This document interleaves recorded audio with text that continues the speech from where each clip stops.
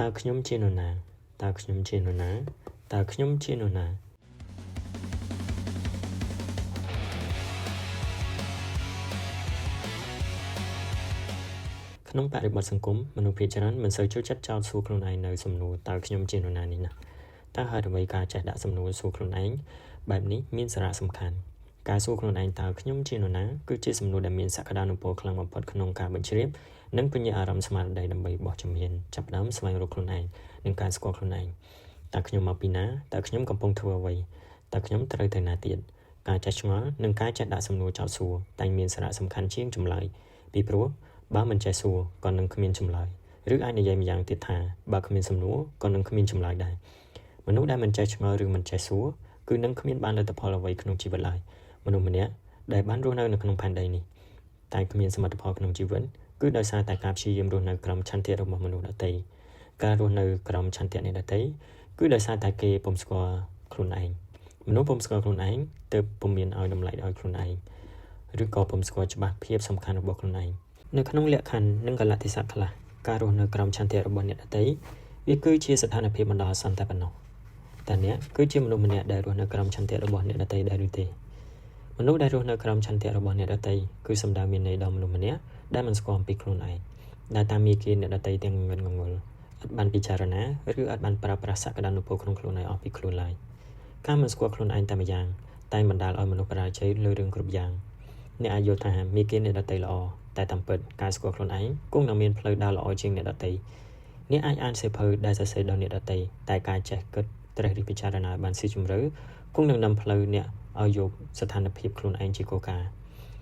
ការយល់បែបនេះនិងការប្រតិបត្តិនៅមាគ៌ាខ្លួនឯងនេះនឹងនាំអ្នកឲ្យអាចប្រើប្រាស់សក្តានុពលខ្លួនឯងយ៉ាងពេញទំហឹងតើហេតុអ្វីអ្នកមិនប្រើគោលការណ៍របស់ខ្លួនឯងហេតុអ្វីអ្នកមិនដាស់យកនៅក្នុងខ្លួនរបស់ខ្លួនឯងឲ្យភ្ញាក់ឡើ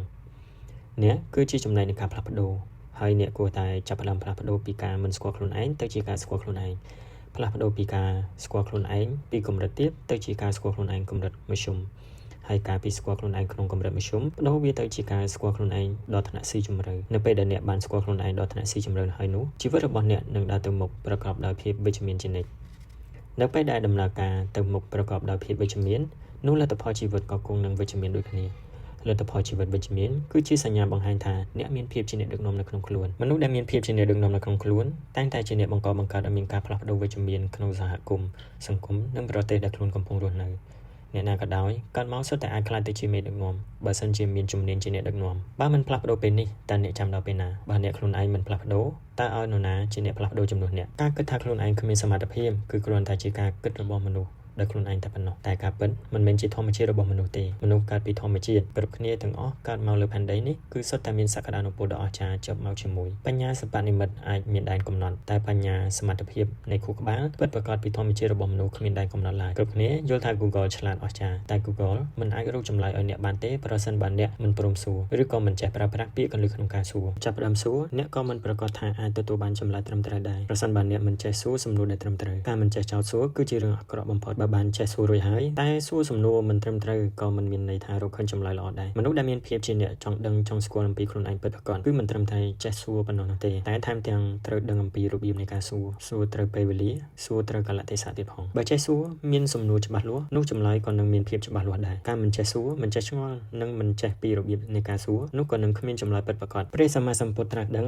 ងដោយសារតែការចេះឆ្ងល់ឬត្រាស់ដឹងដោយសារតែហេតុអ្វីគឺឆ្ងល់ថាហេតុអ្វីបានជាមានមនុស្សកើតហេតុអ្វីបានជាមានមនុស្សចាស់ហេតុអ្វីបានជាមានមនុស្សឈឺហេតុអ្វីបានជាមានមនុស្សស្លាប់គឺដោយសារតែសំណួរហេតុអ្វីនេះហើយទើបនាំឲ្យព្រះពុទ្ធចាប់ផ្ដើមរកចម្លើយនិងរកផ្លូវសម្រាប់ត្រាស់ដឹងឃើញនិងបានសម្រេចដោយបំណងតើហេតុអ្វីបានជាអ៊ីសាក់ញូតុនអាចរកឃើញច្បាប់ទំនាញផែនដីចម្លើយគឺដោយសារតែហេតុអ្វីបានជាផ្លែប៉ោមធ្លាក់មកក្រោមដូច្នេះមានន័យថារបបកំហើញទាំងអស់នៅលើលោកនេះកើតចេញអំពីអំណាចនៃសំណួរតើអ្នកស្គាល់អនុសម្បញ្ញៈដែរឬទេអនុសម្បញ្ញៈក៏អាចឆ្លើយគ្រប់សំណួររបស់អ្នកបានដែរដោយមិនគិតថាជាសំណួរបែបណានោះទេប៉ុន្តែសំខាន់គឺអ្នកត្រូវតែហ៊ានសួរសិនបើសិនជាអ្នកចង់ដឹងចម្លើយចូលដាក់សំណួរចោលសួរខ្លួនឯងសិនមនុស្សដែលមិនចេះឆ្ងល់តែឆាប់ជឿមនុស្សដែលឆាប់ជឿតែងតែឆាប់បាក់ស្បាតលើជំនឿរបស់ខ្លួនឯងមនុស្សដែលបាក់ស្បាតលើជំនឿរបស់ខ្លួនឯងតែងតែរស់នៅ ដោយភាពវង្វេងគ្មានគោលការណ៍នៃជីវិតនិងមិនដឹងថាខ្លួនឯងមកពីណាខ្លួនឯងជាណានិងរស់នៅដើម្បីអ្វីទាក់ទងនឹងវីដេអូទាំងអស់នេះខ្ញុំសូមចែករំលែកជូនអ្នកទាំងអស់គ្នាសម្រាប់ត្រឹមតែប៉ុណ្ណេះអញ្ចឹងរងចាំវីដេអូបន្តរបស់ខ្ញុំអញ្ចឹងវីដេអូបន្តរបស់ខ្ញុំ